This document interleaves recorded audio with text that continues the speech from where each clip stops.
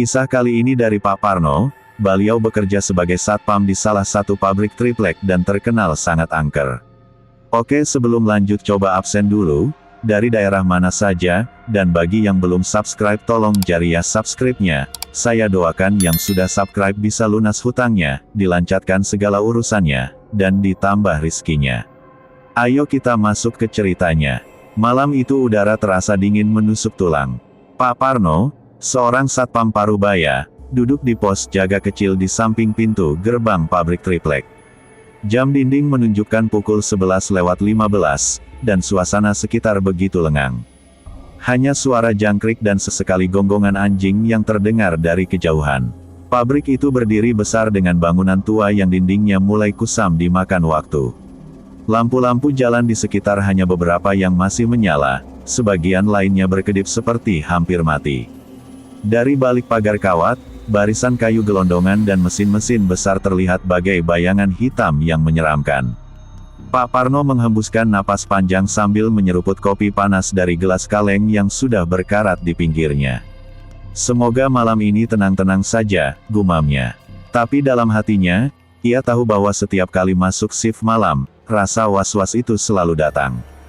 Warga sekitar sudah sering memperingatkan bahwa pabrik ini angker. Ada pekerja yang pernah melihat sosok putih melintas di ruang oven kayu, ada pula yang mendengar tangisan perempuan di gudang. Namun, karena kebutuhan hidup, Pak Parno tak punya pilihan selain bertahan di pekerjaannya. Sekitar pukul 12:05, suara derit terdengar dari arah dalam pabrik. Seperti suara pintu besi tua yang terbuka perlahan. Pak Parno menajamkan telinganya. Ia tahu, semua pintu gudang harusnya sudah terkunci sejak sore. Ia berdiri, meraih senter besar yang selalu ia bawa, lalu melangkah keluar pos jaga. Suasana terasa semakin dingin ketika angin malam bertiup melewati tubuhnya. Ia berjalan menyusuri lorong menuju gudang utama, sambil terus memperhatikan sekeliling. Saat sampai di depan gudang, benar saja, pintu besi tua itu sedikit terbuka. Padahal sore tadi ia sendiri yang menguncinya. Kunci gembok besar masih menggantung, tapi pintu terbuka seolah ada yang membukanya dari dalam. Perlahan, Pak Parno mendorong pintu itu dengan hati-hati. Suara gesekan besi membuat bulu kuduknya berdiri. Senter diarahkan ke dalam, hanya menyorot tumpukan kayu triplek yang menjulang tinggi. Tidak ada siapapun, namun, udara di dalam gudang terasa lebih pengap dan dingin. Tiba-tiba terdengar suara, duk-duk-duk, seperti sesuatu jatuh dari atas tumpukan kayu. Pak Parno terkejut, sorot senternya bergerak ke sana, tapi hanya terlihat debu berterbangan. Ia menelan ludah, jantungnya mulai berdegup kencang. Baru saja ia hendak menutup pintu kembali, sebuah bayangan putih melintas cepat di antara tumpukan kayu. Tidak jelas wujudnya, tapi ia yakin ada sesuatu di dalam sana. Tangannya gemetar saat mencoba mengunci pintu, namun kunci gembok itu tiba-tiba jatuh sendiri ke lantai. Pak Parno membungkuk mengambil gembok itu. Tangannya bergetar saat memungutnya, namun ketika ia berdiri kembali, pintu gudang sudah tertutup rapat dengan sendirinya. Suara dentuman keras dari besi pintu membuat telinganya berdenging. Ia terperanjat mundur beberapa langkah. Senter di tangannya goyah, sinarnya bergetar ke sana kemari. Keringat dingin mengalir dari pelipisnya meski udara begitu menusuk tulang. Astagfirullah, bisiknya dengan napas terengah. Ketika ia hendak berbalik untuk kembali ke pos, terdengar suara ketukan pelan dari balik pintu gudang. Tok, tok, tok, ritmenya teratur, seperti ada orang yang sengaja mengetuk dari dalam. Pak Parno terpaku, jantungnya berdetak semakin keras, seakan ingin melompat keluar dari dada. Ia tahu, tidak ada seorang pun di dalam. Semua pekerja sudah pulang sejak sore, dan tidak ada yang boleh masuk setelah pintu dikunci. Tiba-tiba ketukan itu berubah menjadi hentakan keras. Duk, duk, duk, pintu besi berguncang kuat, seolah sesuatu mencoba mendobrak keluar. Pak Parno langsung melangkah mundur dengan wajah pucat pasi. Dari celah pintu, tiba-tiba muncul sesuatu berwarna putih. Awalnya hanya seperti kain kusam yang menjulur keluar, tapi kemudian kain itu bergerak-gerak sendiri. Pak Parno sadar, itu adalah ujung kain kafan. Ia langsung berlari menjauh, senter hampir terlepas dari tangannya. Suara gedoran pintu masih terus terdengar, bercampur dengan suara seretan kain. Angin malam bertiup semakin kencang, membuat ranting-ranting di sekitar pabrik bergoyang keras. Saat hampir sampai di pos jaga, ia mendengar suara lain. Kali ini suara tawa melengking yang berasal dari arah atap pabrik. Suara itu begitu jelas, suara perempuan tertawa lirih lalu berubah nyaring, seperti sedang mengejek. Pak Parno mendongak dengan tubuh gemetar. Dari atas atap gedung yang remang, tampak sesosok perempuan berambut panjang berdiri sambil menatapnya. Rambutnya terurai menutupi sebagian wajah, bajunya putih lusuh, dan tubuhnya bergoyang pelan ditiup angin. Kuntilanak itu lalu mengeluarkan suara tangis pilu yang membuat bulu kuduk berdiri. Suaranya menggema ke seluruh area pabrik, bercampur dengan suara ketukan pintu gudang yang masih berlangsung. Malam itu seakan berubah menjadi mimpi buruk bagi Pak Parno. Pak Parno mundur perlahan sambil terus menyorotkan senter ke arah atap. Kuntilanak itu masih berdiri di sana, rambut panjangnya berkibar diterpa angin, suaranya melengking seperti jeritan bayi yang baru lahir. Ia mencoba beristighfar, namun lidahnya keluh. Nafasnya tersengal, tubuhnya seakan terkunci di tempat. Begitu ia hendak melangkah masuk ke pos jaga, suara berat tiba-tiba terdengar dari balik gerbang pabrik. Herreh! Suara napas dalam dan berat itu disertai getaran tanah yang pelan. Pak Parno menoleh, dan matanya langsung membelalak melihat sesosok besar hitam muncul di samping tumpukan kayu gelondongan. Sosok itu setinggi hampir 3 meter, berbulu lebat hitam, matanya merah menyala dalam kegelapan. Genderuwo. Ia melangkah lambat, setiap langkahnya membuat tanah bergetar halus, dan suaranya terdengar seperti geraman marah. Kini Pak Parno terkepung. Di atap berdiri kuntilanak dengan tangisan memilukan, dari dalam gudang terdengar ketukan keras bercampur suara seretan kain kafan, dan di samping tumpukan kayu itu, genderuwo semakin mendekat. Pak Parno panik, ia langsung berlari ke arah pos jaga. Tangannya berusaha keras membuka pintu pos, tapi entah kenapa pintu kecil itu macet. Berkali-kali ia tarik gagangnya, pintu itu tak mau terbuka. Dari belakang, ia mendengar langkah berat yang mendekat semakin cepat. Suara derapnya membuat lantai semen bergetar. Pak Parno menoleh sebentar, genderuwo itu sudah hanya berjarak beberapa meter darinya.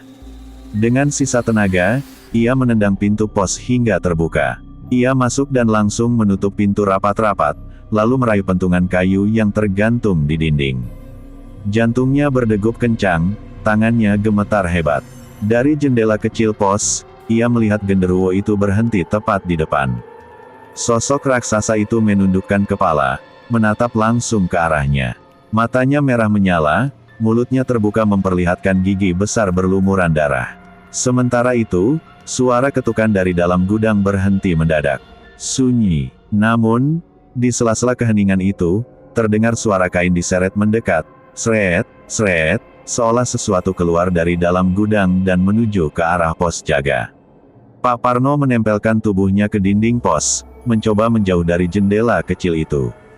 Sorot mata merah genderuwo masih mengintainya tanpa berkedip, seakan menunggu saat yang tepat untuk menerkam. Suara sret, sret, kain yang diseret terdengar semakin jelas. Dari arah gudang, sesuatu bergerak perlahan mendekat. Pak Parno menajamkan telinga, suaranya begitu nyata, seolah hanya tinggal beberapa meter dari pos. Ia memberanikan diri melirik keluar jendela. Di bawah cahaya lampu jalan yang redup, tampak sosok pocong melompat-lompat pelan. Kain kafannya kotor berlumur tanah, wajahnya pucat membiru dengan mata kosong menghitam. Pocong itu berhenti di tengah halaman, lalu kepalanya menoleh ke arah pos jaga dengan gerakan patah-patah. Rahangnya mengeluarkan bunyi retakan tulang saat perlahan terbuka, mengeluarkan suara lirih, "Ikut aku." Pak Parno menutup telinga dan memejamkan mata, tubuhnya gemetar hebat. Namun suara itu tetap terdengar jelas di kepalanya, seperti bisikan yang menembus telinga dan menusuk langsung ke pikirannya. Genderuwo yang berdiri di depan pos tiba-tiba menghentak tanah dengan kedua tangannya. Tanah bergetar, kaca jendela berderak, dan rak besi di dalam pos bergetar hebat hingga hampir roboh. Pak Parno jatuh terduduk, hampir kehilangan keseimbangan. Di saat yang sama, suara tawa kuntilanak kembali terdengar dari atas atap. Kali ini lebih nyaring, lebih dekat, seolah-olah ia tepat di atas pos jaga.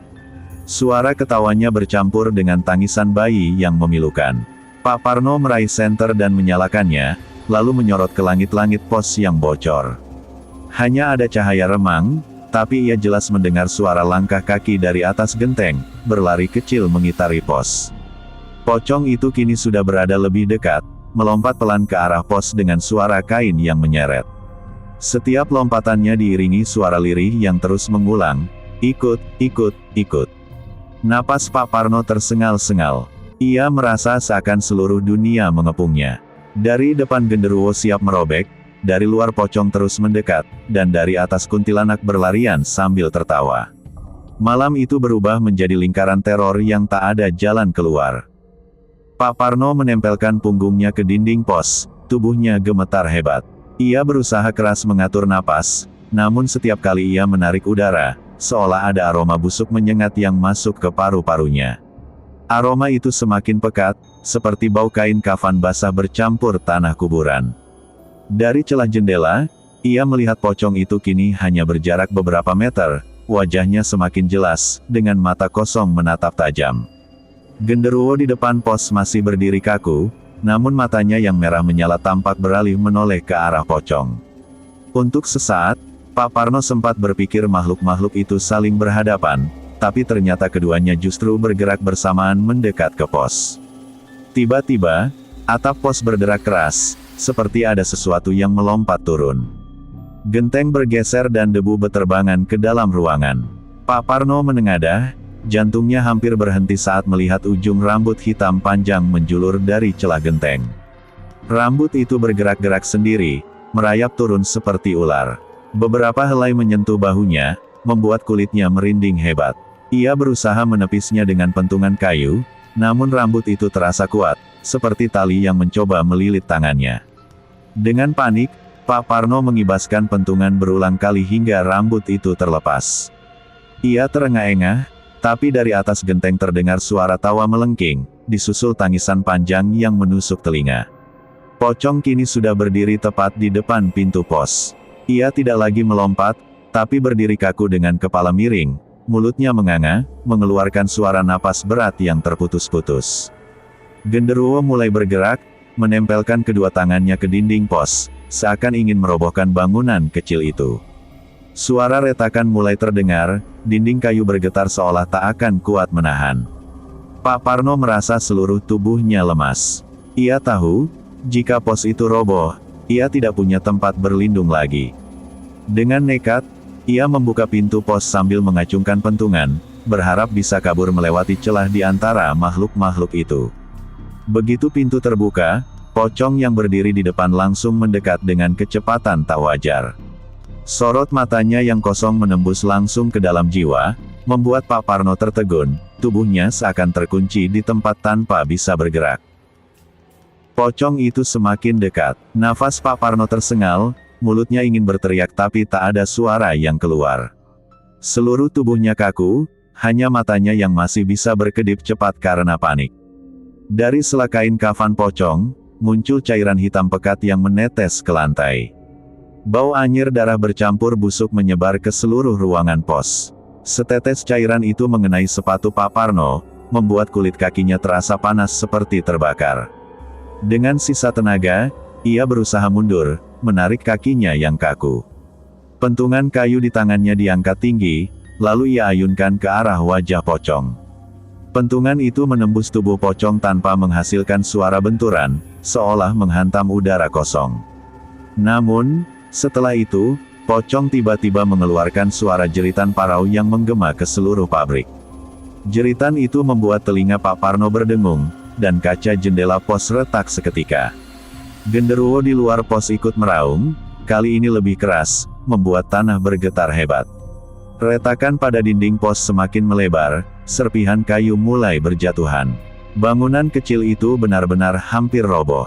Di saat genting itu, dari atap pos terdengar suara kuntilanak melompat turun. Pintu pos yang terbuka tiba-tiba dihantam sesuatu, dan sosok berambut panjang terjun masuk. Rambutnya menjuntai liar, wajahnya pucat dengan mata merah menyala, dan mulutnya menyeringai lebar. Pak Parno terjebak. Dari depan pintu ada pocong, di dalam pos ada kuntilanak, dan di luar dinding masih ada genderuwo yang siap merobohkan bangunan. Jantungnya serasa berhenti, kakinya gemetar tak mampu menopang tubuh. Kuntilanak itu mendekat, rambut panjangnya merayap di lantai menuju kaki Pak Parno. Rambut itu melilit pergelangan kakinya, menariknya kuat hingga ia terjatuh ke lantai. Senter terlepas dari tangannya, memantul hingga mati. Pak Parno berusaha meronta, menendang-nendang rambut itu, namun setiap kali ia melepaskan satu lilitan, helai rambut lain semakin erat membelit. Ia menjerit, suaranya pecah bercampur tangisan, tubuhnya diseret perlahan ke arah makhluk itu. Pocong yang tadi berdiri di depan pintu kini sudah masuk setengah tubuhnya ke dalam pos. Suara napasnya berat dan tersengal, matanya tetap menatap kosong pada Pak Parno. Malam itu benar-benar berubah menjadi neraka bagi satpam tua itu. Tubuh Pak Parno terseret di lantai pos, lututnya terbentur keras hingga terasa perih. Ia menjerit, mencoba meraih apa saja untuk bertahan. Tangannya berhasil menyentuh pentungan kayu yang terjatuh, dan dengan panik ia menghantam rambut yang melilit kakinya. Rambut itu terlepas sesaat, tapi dari mulut kuntilanak keluar suara tawa panjang yang membuat bulu kuduk berdiri. Rambutnya semakin liar, menjuntai ke segala arah, seperti ratusan ular yang mencari mangsa. Pocong kini sudah masuk penuh ke dalam pos. Tubuhnya kaku, kain kafan yang membungkus tampak sobek di beberapa bagian, memperlihatkan kulit yang membusuk kehijauan. Bau busuk makin menyengat hingga membuat Pak Parno hampir muntah. Sementara itu, dinding pos di belakangnya berderak keras. Genderuwo yang sejak tadi menghantam kini berhasil menembus setengah tubuhnya ke dalam. Sosok besar itu menggeram keras, matanya merah menyala menatap tajam. Pak Parno terhimpit di tengah. Dari depan pocong mendekat, dari samping kuntilanak menyeretnya, dan dari belakang genderuwo siap merobohkan pos. Tubuhnya gemetar hebat, keringat bercampur air mata mengalir deras di wajahnya. Ya Allah, tolong, hanya itu yang mampu keluar dari bibirnya, meski suaranya parau dan hampir tak terdengar. Suara itu justru membuat makhluk-makhluk tersebut semakin gaduh. Tawa kuntilanak meninggi, raungan genderuwo semakin keras, dan pocong itu mendekat tanpa henti. Lampu bohlam kecil di dalam pos berkedip-kedip lalu mati total. Gelap gulita menyelimuti ruangan, hanya tersisa suara-suara mengerikan yang berbaur jadi satu. Pak Parno tak bisa lagi melihat dengan jelas, hanya bisa meraba-raba di tengah kegelapan. Dalam gelap, sesuatu menyentuh bahunya. Dingin, lembab, dan keras, seperti tangan mayat. Pak Parno refleks menjerit sekeras-kerasnya, suaranya pecah menembus kesunyian malam. Sekejap kemudian, ia merasa tubuhnya diangkat. Entah oleh apa, ia tidak tahu. Tubuhnya terhempas ke dinding pos dengan keras hingga hampir pingsan. Suara retakan kayu terdengar jelas, pos itu sudah tak kuat lagi menahan terjangan makhluk besar di luar. Dengan napas terengah, ia membuka matanya lebar-lebar. Tepat di depannya, wajah pocong hanya berjarak sejengkal. Mata kosong itu menatap lurus, mulut menganga memperlihatkan gigi-gigi patah. Lalu dari dalam tenggorokannya keluar suara lirih, gantian, kau yang di sini. Tubuh Pak Parno terpaku, wajahnya pucat pasi. Suara pocong yang lirih namun jelas itu membuat bulu kuduknya menegak seakan disiram es. Ia mencoba menggerakkan kaki, tapi lilitan rambut kuntilanak kembali menahan pergelangannya. Dari belakang, genderuwo meraung lebih keras.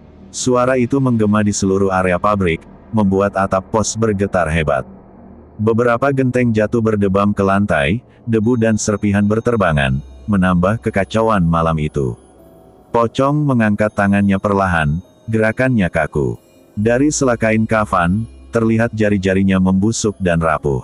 Tangannya mengarah langsung ke leher Pak Parno, seperti hendak meraih dan mencekiknya. Pak Parno berusaha menepis, namun tangannya lemah, seolah tak punya tenaga lagi. Napasnya memburu, dadanya naik turun cepat. Ia hanya bisa memandang makhluk itu dengan mata berlinang, pasrah dalam ketakutan yang tak terbendung. Kuntilanak semakin menjeratnya dengan rambut panjangnya. Kali ini lilitannya melingkar ke perut dan tangan, membuat tubuh Pak Parno semakin sulit bergerak. Suara tawanya berubah-ubah, kadang seperti perempuan dewasa, kadang seperti tangis bayi. Tiba-tiba, pos jaga berguncang hebat. Genderuwo berhasil merobohkan setengah dinding, membuat lubang besar menganga. Dari celah itu, sosok raksasa berbulu hitam masuk, kepalanya hampir menyentuh atap. Cahaya bulan masuk dari celah dinding yang roboh, menyorot makhluk-makhluk itu dengan jelas. Wajah pocong semakin mengerikan, mata kosongnya kini meneteskan darah hitam. Kuntilanak terlihat dengan wajah retak-retak, mulutnya menganga sampai ke pipi. Genderuwo menggeram keras, tangannya yang besar menepuk lantai hingga membuat getaran. Debu kayu berhamburan, suara kayu patah semakin keras, seakan pos jaga itu akan hancur seketika. Pak Parno hanya bisa menjerit. Suaranya memecah malam, namun tak ada seorang pun yang datang menolong. Pabrik itu memang sudah lama ditinggalkan pekerjanya setiap malam, hanya ia satu-satunya manusia yang berjaga di sana. Di tengah jeritannya, tiba-tiba pocong mendekatkan wajahnya begitu dekat. Nafas busuknya terasa di wajah Pak Parno, lalu ia berbisik sekali lagi dengan suara parau, "Sekarang, giliranmu." Malam itu udara terasa lebih pengap dari biasanya. Pak Parno duduk di pos jaga dengan tatapan kosong ke arah pabrik yang remang-remang. Perasaan aneh merayapi dirinya, seolah ada sesuatu yang sedang menunggu momen tepat untuk menampakkan diri. Dari kejauhan, suara dentuman terdengar lagi, kali ini lebih keras, seperti palu besar menghantam logam. Pak Parno berdiri dengan senter di tangan, menajamkan telinganya. Ia tahu suara itu berasal dari area gudang belakang, tempat yang paling sering menghadirkan teror. Dengan langkah hati-hati, ia menuju gudang tersebut. Setiap langkahnya terasa berat, seakan tanah di bawahnya menarik kakinya untuk tidak maju. Namun, tugas adalah tugas, dan ia tak mungkin membiarkan rasa takut menguasai sepenuhnya. Saat pintu gudang didorong, deritannya menggema panjang, membuat bulu kuduknya meremang. Cahaya senter menyapu ke dalam, menyingkap barisan kayu-kayu triplek yang berdiri tegak seperti dinding labirin. Tiba-tiba, di celah kayu itu, terlihat sosok putih yang melayang cepat, seperti kabut yang berwujud manusia. Pak Parno buru-buru menyorotkan senter, tapi sosok itu sudah hilang, meninggalkan udara dingin menusuk tulang. Nafasnya mulai tersengal, namun telinganya menangkap suara lain, suara perempuan menangis lirih. Tangisan itu terdengar semakin dekat, bercampur dengan bau anyir darah yang menusuk hidungnya. "Astagfirullah," ucapnya lirih, berusaha menenangkan diri. Namun, sebelum ia sempat melangkah mundur, dari kegelapan terdengar suara tawa cekikikan. "Kuntilanak." Suara itu khas, membuat tubuhnya seakan kehilangan tenaga. Bayangan hitam dengan rambut panjang menjuntai perlahan muncul di atas tumpukan kayu. Matanya merah menyala, mulutnya menyeringai lebar, menampakkan deretan gigi yang tajam. Ia menatap lurus ke arah Pak Parno. Dengan sigap, Pak Parno meraih senter dan tongkatnya. "Kalau memang kau penunggu sini, jangan ganggu orang yang cuma cari nafkah," ucapnya, suaranya bergetar namun tegas. Kuntilanak itu hanya tertawa lebih keras, suaranya melengking, lalu tiba-tiba melesat ke arahnya. Pak Parno mundur terburu-buru, merasakan hawa dingin menerpa tubuhnya, seolah disentuh oleh tangan dari alam lain. Pak Parno terhuyung-huyung, napasnya tersengal, tubuhnya gemetar hebat. Ia melihat pocong yang tadi mendekat di lantai gudang. Mata kosongnya menatap tajam, kain kafan yang sobek bergoyang mengikuti gerakan tubuhnya. Genderuwo di sudut gudang tiba-tiba bergerak cepat, menabrak tumpukan kayu hingga berderak keras. Serpihan kayu beterbangan, dan Pak Parno hampir tersandung. Suara raungan makhluk itu bergema di seluruh pabrik, menambah ketegangan yang membuat bulu kuduk berdiri. Kuntilanak melayang rendah, rambut panjangnya menyeret lantai, membentuk jalur gelap di antara kayu-kayu. Ia menatap Pak Parno, mulutnya terbuka lebar mengeluarkan suara tangisan yang menusuk jiwa. Pak Parno mencoba melangkah ke arah pintu keluar, namun setiap langkahnya terasa berat. Lilitan rambut kuntilanak kembali menjerat kakinya, pocong menghalangi depan, dan genderuwo siap menghadangnya dari belakang. Dalam kepanikan, Pak Parno menjerit sekuat tenaga. Jeritan itu seakan menembus malam, bergema ke setiap sudut gudang. Tiba-tiba, seluruh makhluk berhenti sejenak. Sunyi yang mencekam menyelimuti pabrik. Dalam sekejap, cahaya remang dari lampu jalan menembus celah jendela. Pak Parno melihat sesuatu yang tak terduga, bayangan tua di pojok gudang, seperti sosok manusia mengenakan jubah kusam. Sosok itu melambaikan tangan pelan. Pak Parno, dengan sisa tenaga terakhirnya, meraih keberanian dan berlari. Ia menendang pocong yang menghadang, melompati lilitan rambut kuntilanak, dan menepis genderuwo yang mencoba menahan dari belakang. Sesampainya di gerbang pabrik, ia terjatuh tersungkur. Napasnya masih tersengal, tubuhnya lemas, namun pabrik yang dulu menakutkan kini tampak normal. Tidak ada lagi pocong, kuntilanak, maupun genderuwo. Sunyi malam kembali seperti semula. Pak Parno menatap pabrik dengan mata berlinang, tubuhnya masih gemetar. Ia tahu, malam itu ia selamat bukan karena keberanian manusia, tapi karena sesuatu yang lebih kuat telah membiarkannya pergi. Ia berjanji tak akan pernah bekerja shift malam sendirian lagi. Dengan langkah gontai, Pak Parno meninggalkan pabrik triplek tua itu. Angin malam bertiup pelan, membawa aroma kayu dan debu.